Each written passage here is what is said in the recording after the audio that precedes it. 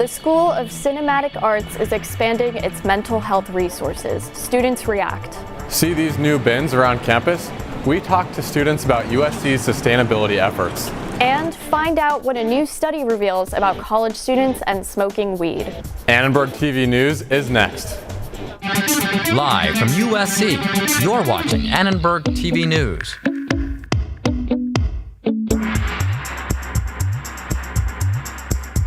I stray away from those services because they just don't necessarily make me feel comfortable. But I would love to go to like a session if it was with somebody that made me comfortable, yeah. Mental health has been a topic of concern for students school-wide. Good evening, I'm Anisha Banerjee. And I'm Luke Scorziell. Students at the School of Cinematic Arts received an email yesterday about a new embedded counselor. The counselor will be available for students the entire school year for one-on-one appointments, as well as 30-minute drop-in sessions. The drop-in sessions focus on building resiliency skills and problem solving. Students we talked to at SCA are grateful. Came to the heartbreak that the school suffered. While the school, I'm sure, has worked on being there for its students, it was just another reminder, another sign we need to be doing more. You know, happy to hear that they're definitely taking action and providing more support for the student body.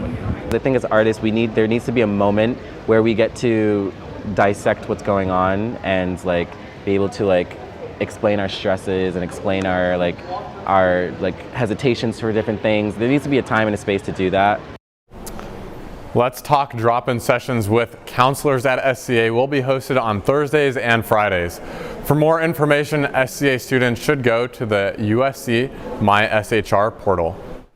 You might have noticed there are a few new bins around campus, and if you're wondering what they are, you're not the only one. They're USC Sustainability's latest effort to clean up campus. The bins are designed to separate compost, mixed recycling, and liquids that would normally be headed for landfill. The university is now required to separate landfill and recycling waste on campus rather than have workers sort it off-site. We talked to some students who are trying to get used to the new bins. These bins are definitely making students stay conscious of where to put their trash and all their garbage, and also creating a mindset where we go a little more sustainable and we make a better, greener choices. Unless that's what you're studying, I don't see people caring that much. We have a friend who is really into the environment, but that's one out of thousands of kids, and it takes more than one person to actually make a change. It's just a trash can to me, but I'm sure maybe there's a few people who care about it. Goal of the plan is to educate Trojans about campus sustainability by raising awareness about current practices, increasing participation in activities, promoting sustainable behavior change, and connecting USC with sustainability planning in the broader community. USC's Chief Sustainability Officer said the plan was 5 years in the making. You can find the bins located in USC Village, Ronald Tudor Campus Center, McCarthy, and Papa's Quad. The race for the mayor of Los Angeles is on. LA City Councilman Kevin De Leon officially launched his campaign for mayor yesterday, entering an already crowded race. De Leon faces some seasoned competition: fellow City Councilman Joe Buscaino, LA City Attorney Mike Fewer, and businesswoman Jessica Lau. I spoke with one political expert who said some of the real wave makers aren't even in the race yet. If you had $1, I'd put it on this happening versus not. Karen Bass. She was vetted by Team Biden for the vice presidential position. This race has a USC element to it. That's kind of exciting to have Caruso and Lal in the mix. USC is a big player in Los Angeles politics, always has been. With 9 months to go until the primary, we can expect this race to keep heating up. Of course, we'll be here giving you the latest. LAX will launch an early warning earthquake system next year. The system will use an algorithm to warn travelers and employees about a quake before it hits. The CEO of LA World Airports hopes this technology will help make LAX the most prepared and resilient airport in the world. Marijuana use among U.S. college students has hit a historic high. A new study by the National Institute on Drug Abuse cited the pandemic and mental health as the top contributing factors. The online study surveyed 1,500 young adults from March to November of last year and found that students switched from booze to weed during the pandemic. Staying home during the COVID lockdown was a major blow to their mental health. The study has tracked the drug use of college-age adults since 1980. The study shows 44% of college students used marijuana in 2020. That's a 38% increase from the previous year. Daily or near daily marijuana usage also increased from 5 to 8%.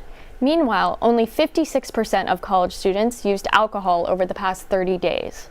Our generation of students and the people who are here are becoming more aware of all the dangers of just drugs in general, but more so the overuse of them. So, alcohol is so dangerous. So, I understand why it's lowering, but the fact that cannabis use is increasing is kind of interesting. I think a lot of people took a break from social substance taking during quarantine, but marijuana is something that didn't need to take a break as much, which is why I think that's what everyone does now. If you or someone you know is struggling with substance abuse, USC has resources to help. You can visit USC Student Health, which offers counseling and mental health services. Calling all foodies. Stay tuned to find out which local restaurant will give you the best bang for your buck. USC students reflect on the price of parking near campus and how it's definitely not a bargain. And get ready to look your best. All About Fashion Week is coming up.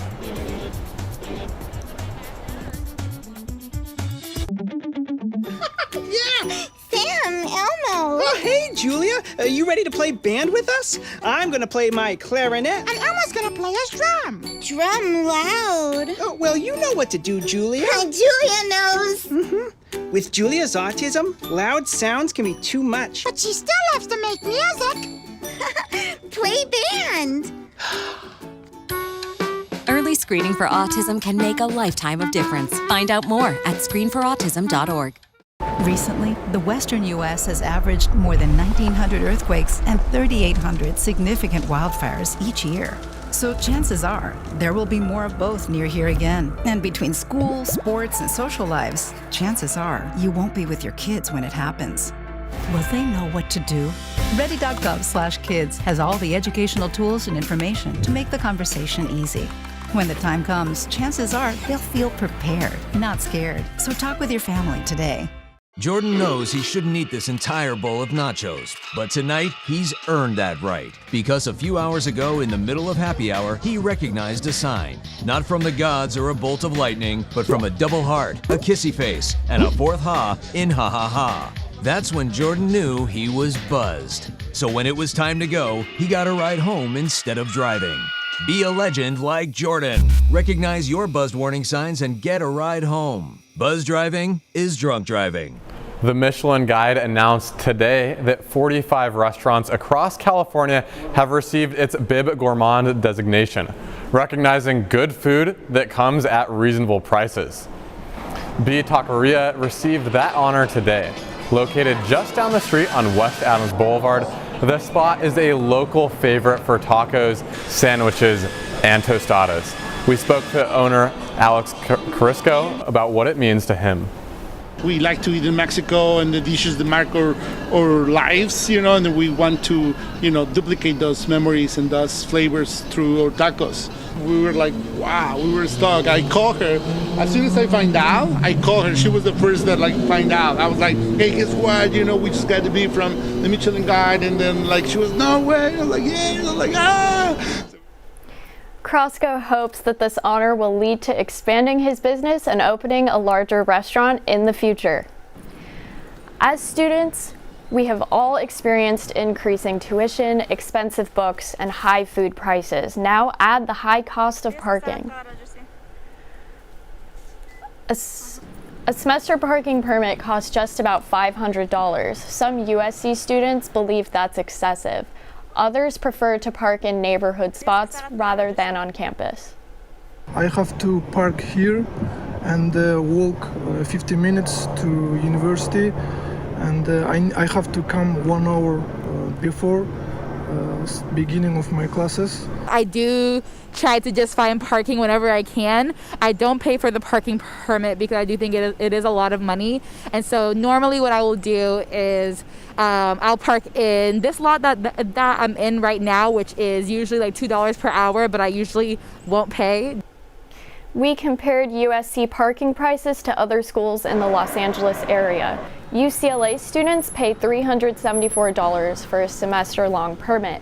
Pepperdine University students pay only $65. Even while paying hundreds of dollars, SC students may still have to search for a parking spot when it's crowded. And now Fashion Week's just around the corner. Let's go to Anaja.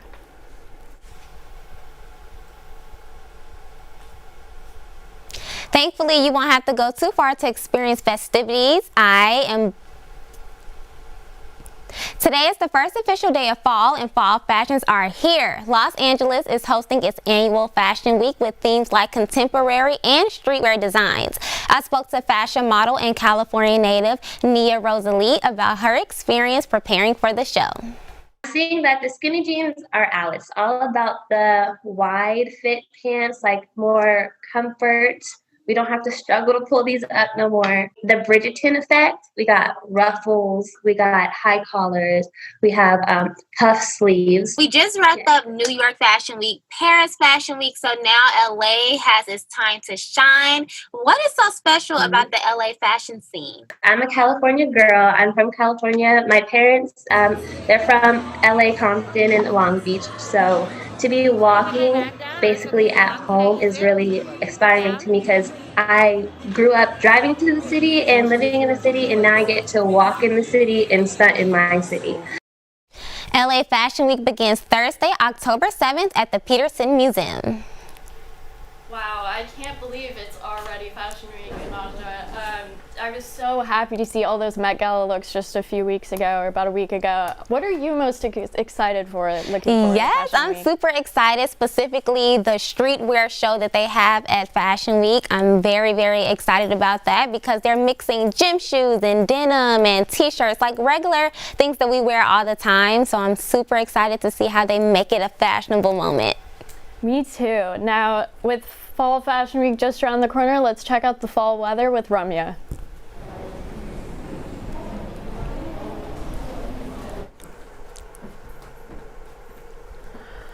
Today is officially the first day of fall, and you know what that means? It's pumpkin season. Starbucks has brought back the pumpkin spice latte, there are pumpkin decorations at Target, and you may even find a few Halloween items. So let's look at today's current conditions. Today's temperature topped at 81 degrees with 38% humidity. Moving on to the next 5-day weather forecast. For the next 5 days, we see Thursday having a high of 84 and a low of 63. Over the weekend, we see similar temperature, Friday and Saturday having 81 as the high and 61 as the low. On Sunday, 79 as the high and 59 as the low. On Monday, we see 77 as the high and 57 as the low.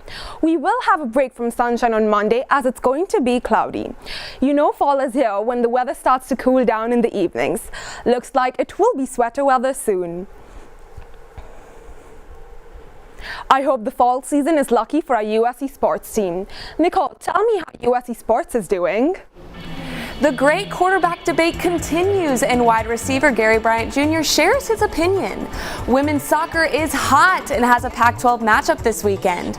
The Crosstown Cup starts tonight. Can USC defend the title against UCLA?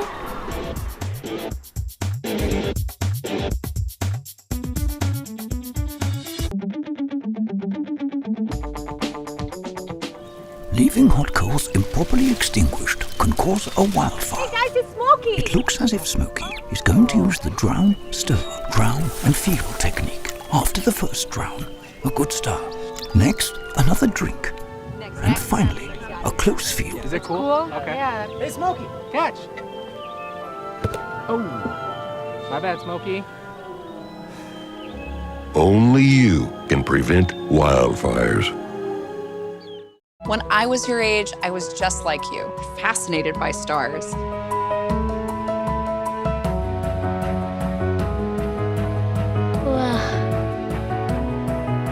But now I get to search for life in the universe. And who knows? Maybe life is looking for us too. So we're like aliens to them? Yeah. Does anyone want to be a scientist now? I do. Awesome. We need more girls in STEM. Maybe we can find aliens.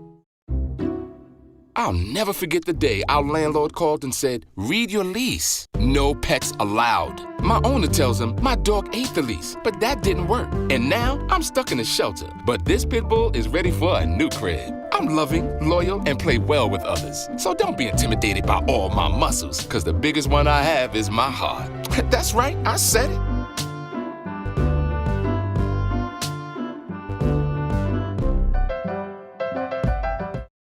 This year, Trojan football has brought coach controversy and quarterback controversy. USC's quarterback competition continued in last night's practice, but the hot hand was missing. Freshman Jackson Dart was held out with a knee injury. He suffered this injury in the Trojans' Week 3 blowout over Washington State.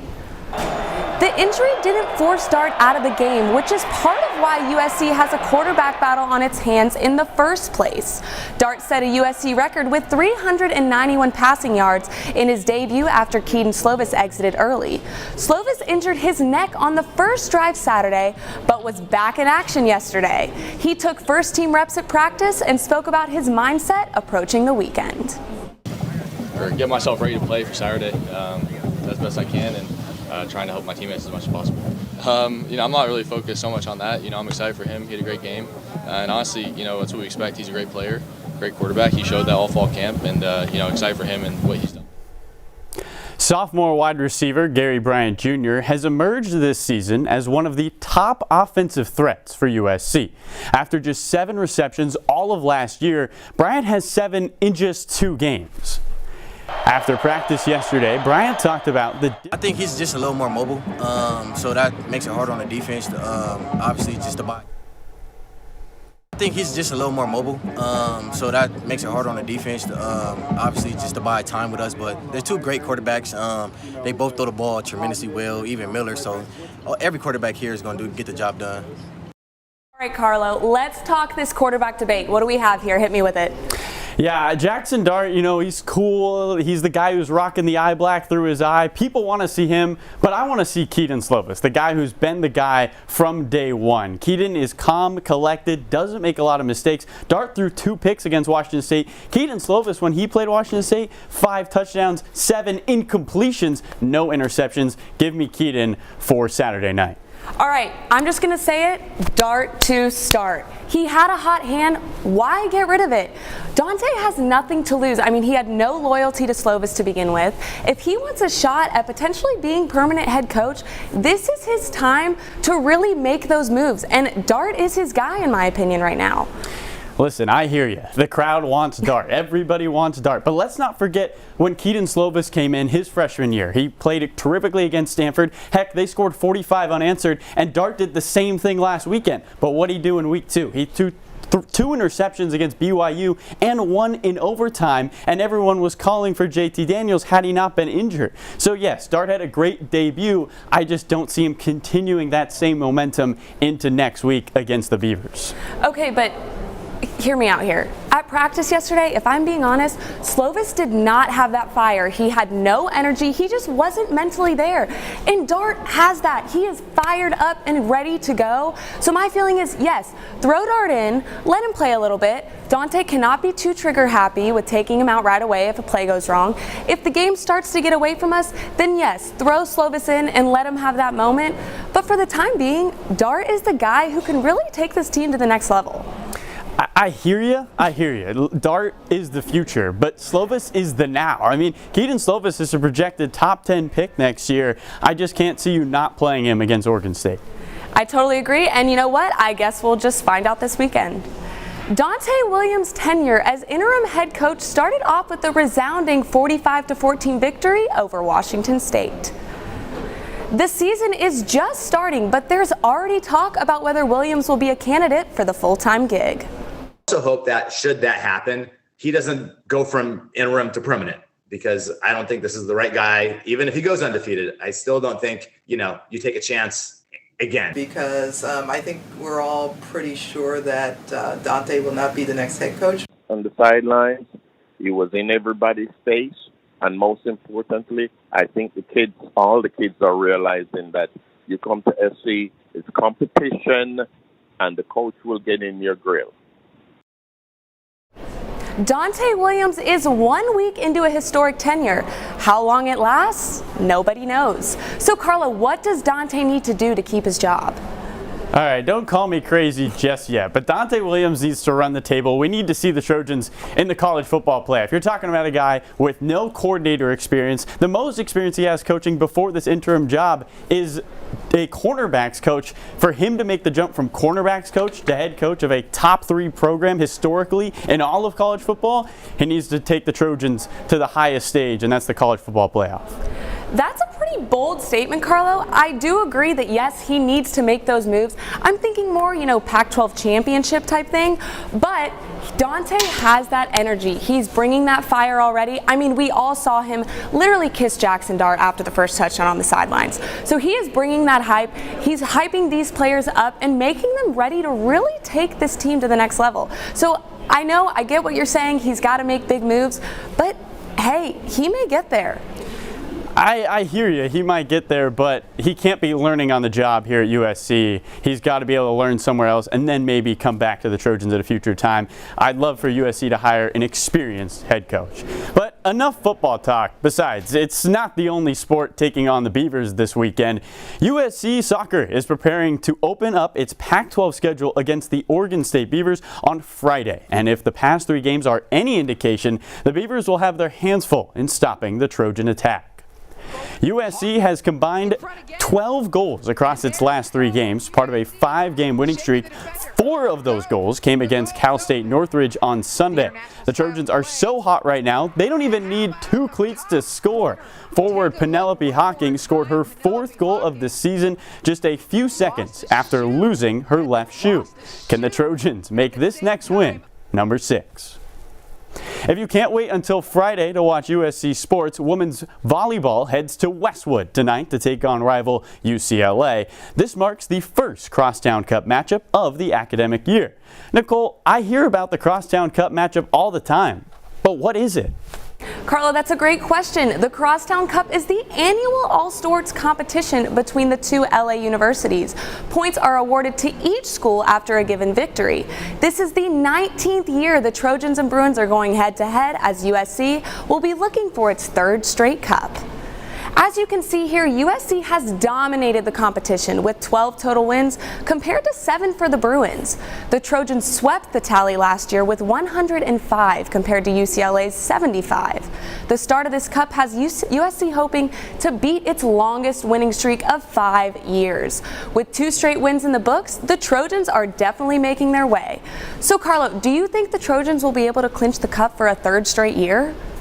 It's going to be the toughest it has been. UCLA football and UCLA basketball on both the men's and the women's side looks really, really strong. The Trojans are going to need to bring it if they want to take home that Crosstown Cup for the 3rd straight year.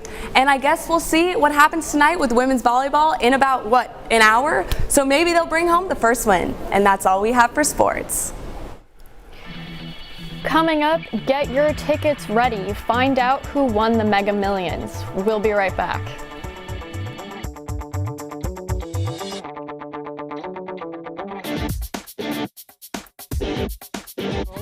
When you adopt a shelter pet, you discover all the things that make them unique. And your mother. They're a little bit of a lot of things, but they're all pure love.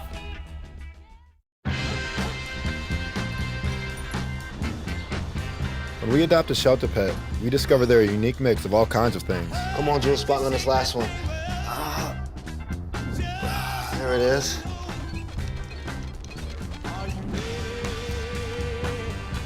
Keep going with it. Leo. They're a little bit of a lot of things, but they're all pure love.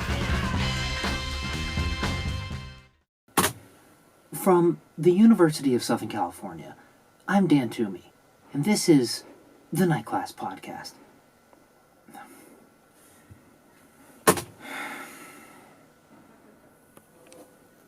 From the New York Times, I'm Michael Bavaro. This is The Daily.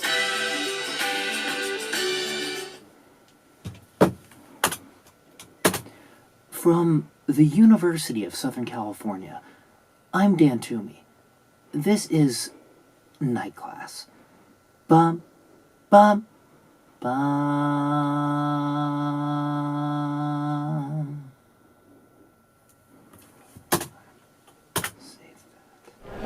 USC has once again ranked among the top 20 schools in the nation. That's according to the Wall Street Journal's annual college rankings list, which includes more than 800 institutions. Harvard remains at the top of the list for the 5th year in a row, and rounding out the top 5 are Stanford University, the University of Massachusetts Institute of Technology, Yale, and Duke University. USC came in at number 19 for the 2nd consecutive year, outranking crosstown rival UCLA once again. The Bruins found themselves a few spots below at number 27. The Wall Street Journal ranking is based on 15 individual performance indicators, including academic resources, affordability, graduation rates, and post-grad job prospects. A lucky New Yorker got a slice of pizza with a whole lot of dough. This small New York City pizza joint sold the winning Mega Millions lottery ticket. The 6 numbers that appear in the winning ticket were drawn last night. This win comes with a jackpot of $432 million, but the ticket holder can choose to take a $315 million cash prize instead. The last time someone scored a Mega Millions jackpot was in early June.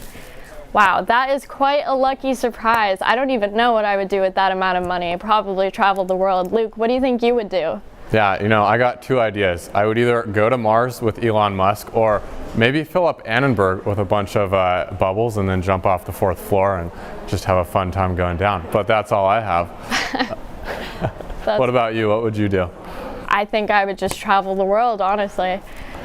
Thanks for watching Annenberg TV News. From everyone at Annenberg Media, I'm Anisha Banerjee. And I'm Luke Scorziell. For more coverage, watch and subscribe to our YouTube channel at youtube.com/Annenberg Media.